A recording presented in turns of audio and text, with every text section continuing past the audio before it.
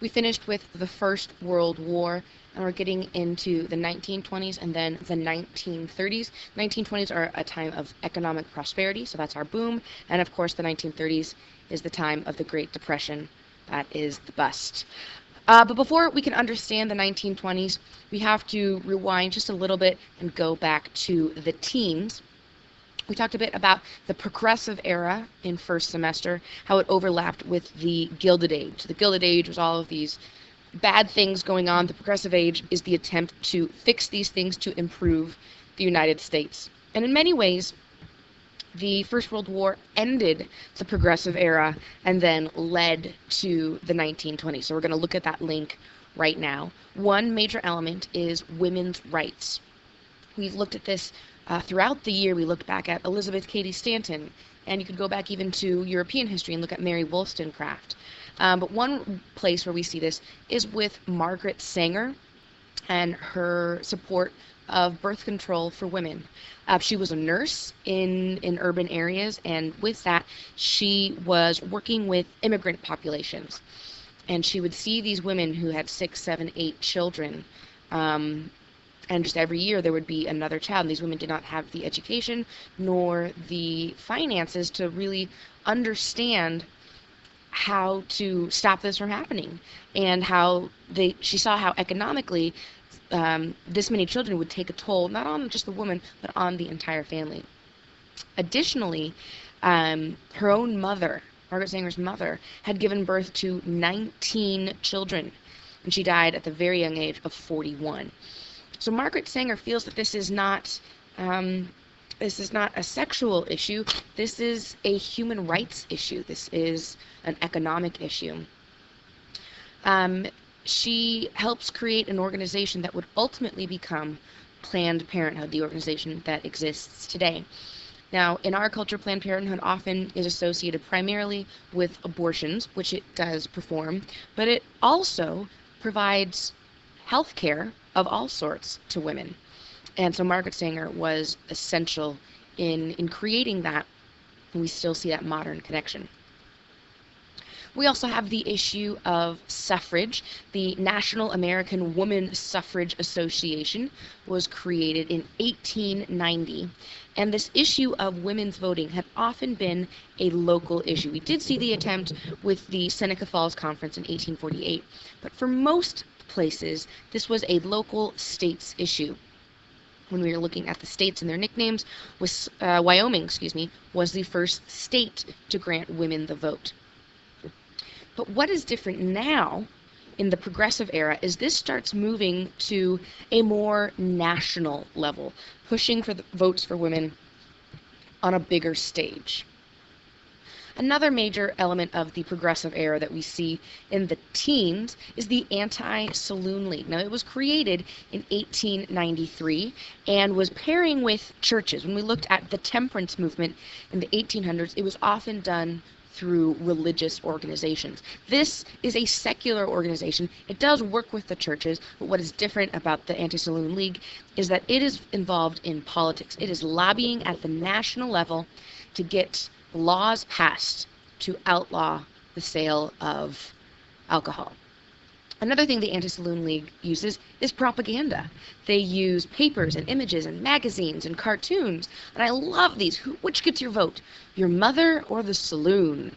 That your vote sort of as a reflection on your stand on this issue. Or this one, we've got World Alcohol, is this sort of giant that is killing everyone. Or this one, that this is the road to death. You sort of taste a little bit, then you're going to sip a little bit, then you're just going to drink in moderation, then you're tippling, and then there's drunkenness. So they are definitely using an emotional appeal to try and convince people to vote, not only to stop drinking, but to vote for laws that would make this a legal issue. We also look at the issue of African Americans. Going back to the Civil War, we had the Civil War amendments where the slaves are citizens and all citizens can vote. One major figure in the Progressive Era standing up for the rights of African Americans is W.E.B. Du Bois.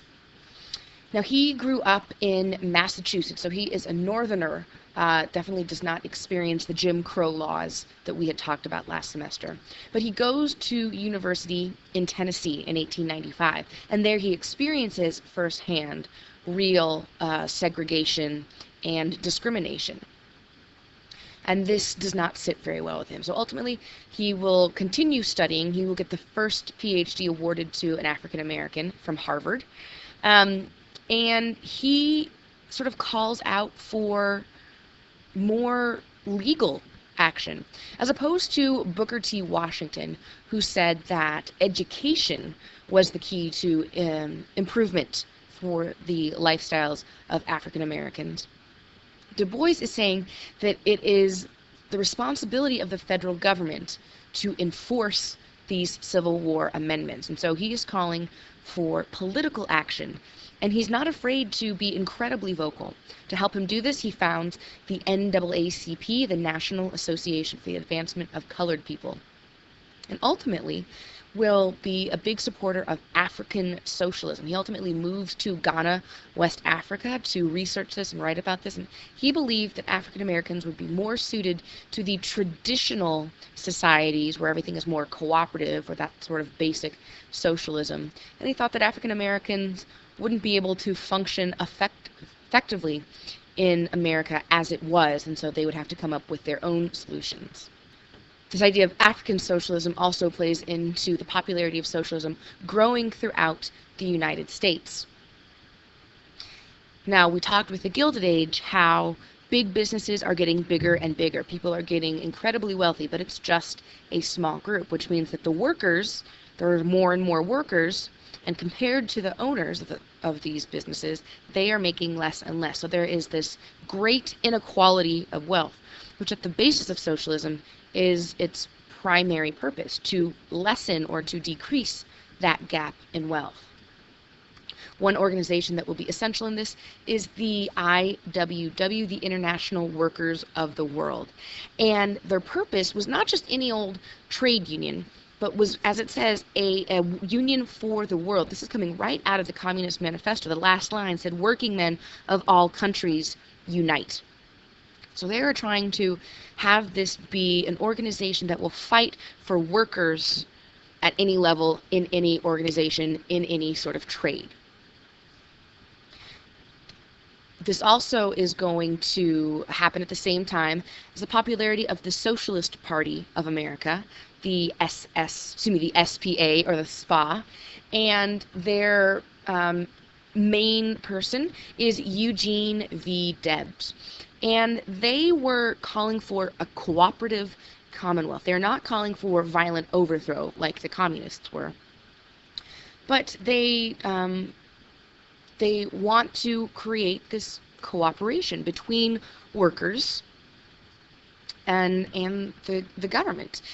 Now, Eugene V. Debs made all sorts of speeches. He ran for president several times.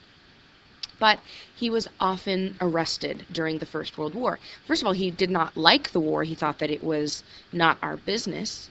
But in the things that he's saying and speaking out against the war, he was arrested under the Espionage and Sedition Acts. He even ran for president while in jail. Ultimately, he never wins, but it does sort of call out that there is inequality and there is dissatisfaction in the United States. Then we're going to talk about 1919, this picture here, the Treaty of Versailles. This is the Hall of Mirrors. Here's the map of Europe before the war. And then after the war, this is the map created by the Treaty of Versailles. Lots of new countries. And if you remember the 14 points created by President Wilson. Point number 14 was creation of a League of Nations. Remember, Wilson did not want to join the war. He wanted world peace, and that this idea of war was so catastrophic that he wanted to establish a world where this wouldn't happen anymore. So the way the League of Nations would work, all of the members would pledge not to fight each other. However, if one of the members was attacked by someone outside of this league, all of the members of the League would work together to defeat the enemy. This is called collective security. So therefore, war has not been avoided. There is no peace. So Even though it's a lovely idea, it is doomed to fail. Now, another part of the treaty that was something Wilson was not championing was this idea of war guilt. Particularly, the French wanted someone to blame for this war. So, with the negotiations during the treaty talks, Germany accepts all blame for the war, even though they didn't really start it. They were the ones to pursue it and that caused the most damage. So, they are forced to accept blame. And because they are to blame, they're going to be required to pay. These are called reparations, payments made by the loser to the winner. And this is a huge sum, and they have 30 years in which to pay it. Unfortunately, another one of the elements of the treaty is that Germany was forced to give up several territories, including Alsace-Lorraine, which was their industrial heartland, as well as some of their territories around the world, their colonies. Ultimately, almost all of the 14 points were ignored. Even though they were nice ideas, the other countries at the treaty negotiations want to blame Germany and pay for the war, and so Wilson is pretty much ignored. The U.S. does not join the League of Nations because any sort of treaty of this nature has to be approved by the Congress. President Wilson went on a speaking tour around the entire country trying to convince citizens to support his ideas, particularly the League of Nations, and then contact their representatives and senators and convince them to vote for this treaty. Ultimately, it doesn't work, so America becomes isolationist once again. But what's important to remember about this treaty is because it is so harsh, it will cause many problems for Germany and will ultimately cause the Second World War.